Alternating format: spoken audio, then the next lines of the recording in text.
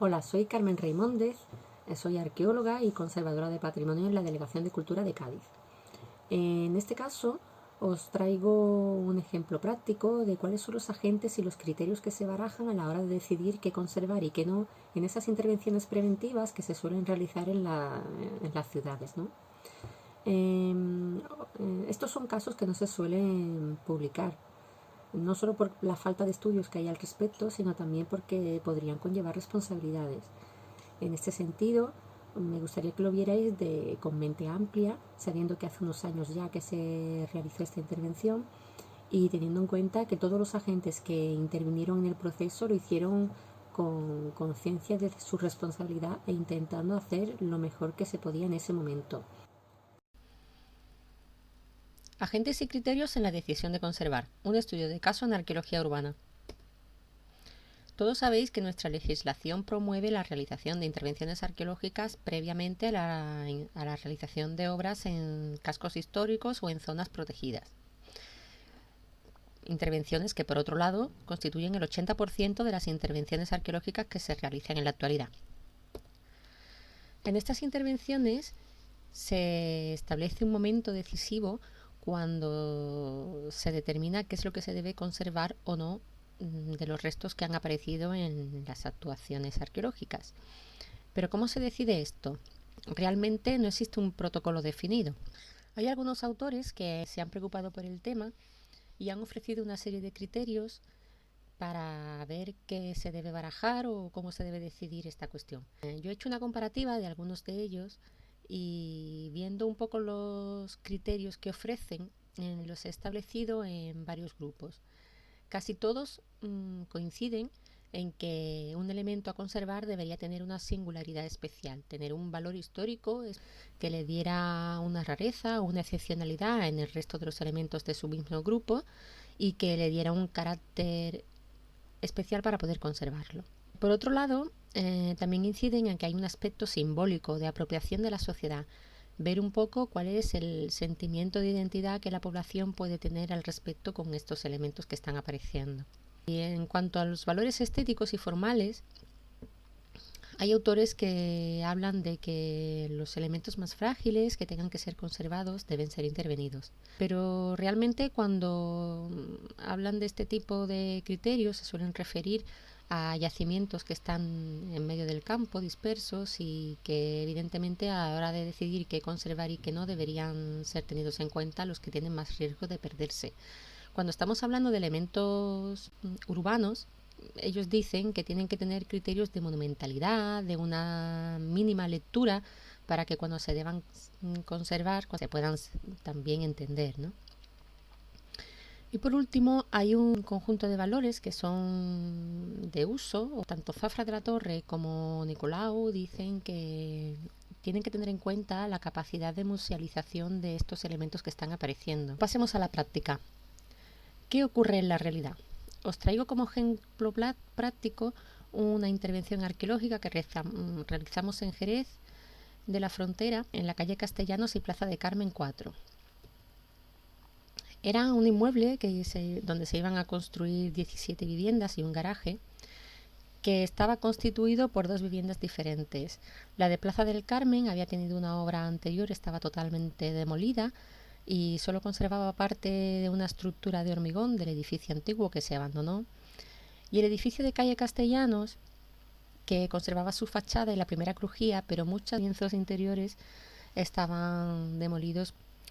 ¿Qué conocíamos sobre este inmueble? Pues principalmente se conocía lo que estaba reflejado en la catalogación urbanística, que era su fachada, que era del siglo XVIII y tenía que conservarse, al igual que una arquería interior de tipo monumental y una yesería de época mudéjar que también se fijó previamente que tenía que conservarse, aunque apareció en las primeras labores de picado de los paramentos.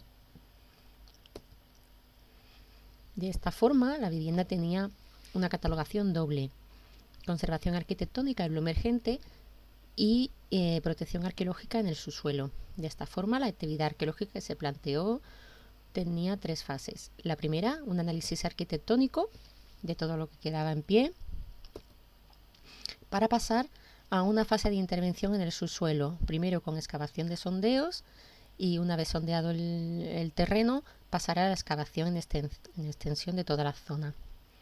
De hecho, tras esta excavación es cuando se plantearía la decisión de qué se debería conservar y qué no, ¿no?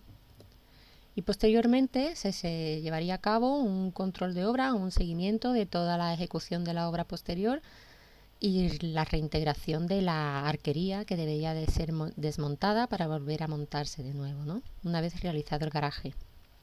Había elementos excavados en el terreno, pozos de agua, algunos de los cuales estaba activo. Había un aljibe mudéjar que correspondía a los primeros tiempos del edificio que quedaba en pie, de un silo calcolítico con un foso que delimitaba una zona de enterramiento. Asimismo encontramos también una tahona del siglo XI. Para quien no lo sepa, es un horno de pan árabe. Precisamente esta tahona era un elemento muy singular dentro de la ciudad, porque hasta entonces la ciudad se había considerado del siglo XII y solo estaban apareciendo algunos elementos muebles de cerámica, restos que estaban anunciando que la ciudad tenía un origen anterior. De hecho, esta era la primera estructura que salía de esa época en el entorno urbano. También localizamos una alberca del siglo XII. Estaba cubierto con mortero de almagra en su interior y aunque estaba fragmentado en uno de sus laterales por una arquería posterior, casi se conservaba su estructura en extensión, ¿no? También había un pavimento de falso alicatado del siglo XV, que también se conservaba en parte porque había estado desgastado, ¿no? Durante el seguimiento, casi al final, pudimos localizar un alfarje de época mudéjar que quedaba en el techo de la planta primera y que, aunque tenía unas condiciones de conservación bastante lamentables, formaba gran parte del techo y se podía conservar. Por último, encontramos una serie de elementos que estaban desmontados, tambores de columnas y algunas piezas pétreas de lo que era una antigua arquería que estaba desmontada, porque precisamente esto formaba parte del edificio de Calle del Carmen y había habido una obra anterior durante la cual se habían estado llevando los elementos ornamentales importantes que aparecían en el edificio. Fue gracias a unos vecinos cuando pararon la obra y esto fue lo que se pudo salvar. Por lo tanto, a nosotros nos llegó la estructura totalmente desmontada. No obstante, haciendo investigaciones en los alrededores, preguntando a los vecinos, pudimos encontrar fotos de cómo era la arquería original, que es la que veis a vuestra derecha. En ningún momento se ocurrió o se planteó su conservación en ningún sentido. Ni la alberca que estaba cerca de un patio planteado en el proyecto de ejecución de la obra, ni el horno de... Se aludió que estaba un poco fragmentado y que no tenía un valor especial, aunque fuese uno de los elementos que ya hemos dicho que eran relevantes en la historia del municipio, ¿no? Lo único que se conservó, que se extrajo y se llevó al museo, fue el pavimento de falso alicatado. Quizás porque era lo único que tenía un valor artístico, estético, especial.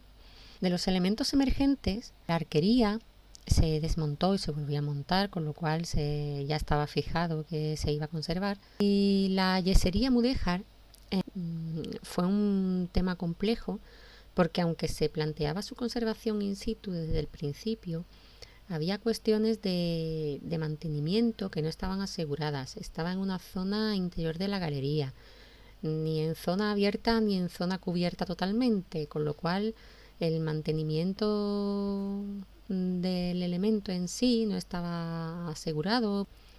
Asimismo, el alfarje mudéjar que estaba en la primera planta había tenido unas reformas supuestamente en el siglo XVIII, que había reutilizado las piezas del edificio anterior y estaba puesto de forma desordenada. Además presentaba importantes problemas de conservación, con huellas de humo, con xilófagos.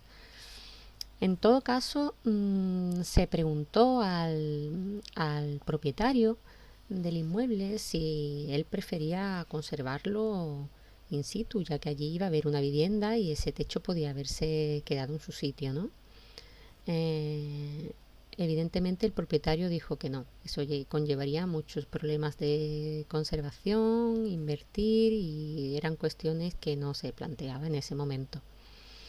Y por último, las piezas de la arquería que estaban desmontadas, también se podía haber planteado su inserción en alguna parte del edificio, cerca de donde, recreando un poco el lugar donde estaba situado originalmente, ya que ya teníamos fotos de su composición original.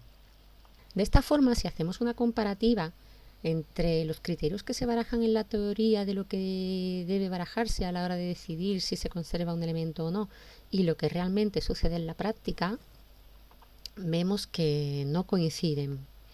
En la teoría, el tema de la singularidad histórica, del simbolismo, la apropiación que esa sociedad tiene del valor de esos elementos, la integridad física, quizás sean cuestiones que quedan fuera de lugar. Vemos que lo que se ha conservado es lo que tiene un valor artístico y monumental, con lo cual estamos viendo que se adjudican valores más bien del siglo XVIII que del paisaje cultural que estamos nosotros defendiendo actualmente. Asimismo, en cuanto a al grado de conservación, realmente todo queda reducido a que exista la posibilidad de mantenimiento de esos elementos al conservarlos in situ. Y por último, en cuanto a su valor de uso o su valor socioeconómico, realmente lo que se mira es que esos elementos tengan una posibilidad verdadera de integración en el proyecto de obra, sin que existan más cuestiones secundarias o relevantes a la hora de determinar si son útiles para la ciudad o para un contexto más amplio, ¿no? De esta forma podemos ver que los elementos que quedaron conservados in situ han sido los mismos que estaban previstos en un principio que se conservara. ¿Qué ocurre entonces? Pues que el proceso de decisión que estamos viendo que se produce es un proceso tortuoso, más intuitivo que sistemático, donde se determina sobre los objetos de forma individual, nada que ver con el contexto, no se valora la composición global de los elementos. Los agentes que están interviniendo en todo este proceso están implicados de forma fehaciente. El promotor está sumergido en una gran incertidumbre porque no sabe qué es lo que va a pasar con su proyecto. El arqueólogo hace de mediador en todo este conflicto, donde pone sobre la mesa el interés de investigación de los elementos, pero al fin y al cabo lo que se establece es una negociación entre el promotor y la administración responsable, pero además surgen una serie de protagonistas inesperados que en el proceso administrativo no están incluidos, y son los agentes municipales, quienes en este proceso se hicieron casi responsables de todo el seguimiento. Fueron los que aconsejaron al inspector de la Delegación de Cultura pues del verdadero valor que tenía para la conservación de la ciudad los elementos que estábamos tratando. Y por supuesto, al final todo esto repercute en que tenemos una sociedad donde no tiene ninguna garantía sobre la conservación que se va a hacer de los elementos patrimoniales que realmente le pertenecen. ¿Qué podemos concluir de todo esto? Pues que al fin y al cabo, en la teoría, en el ámbito académico, estamos investigando sobre los criterios que se deben barajar a la hora de tomar decisiones de este tipo, pero en la realidad es el procedimiento el que no permite la conservación. Hace 30 años que se instauró el sistema de conservación urbana y desde entonces nunca ha sido revisado. Por eso creo que es el momento de crear. Necesitamos medidas preventivas que posibiliten la conservación y tener herramientas que puedan aprovechar realmente el potencial que el patrimonio nos ofrece, porque creo que es el futuro.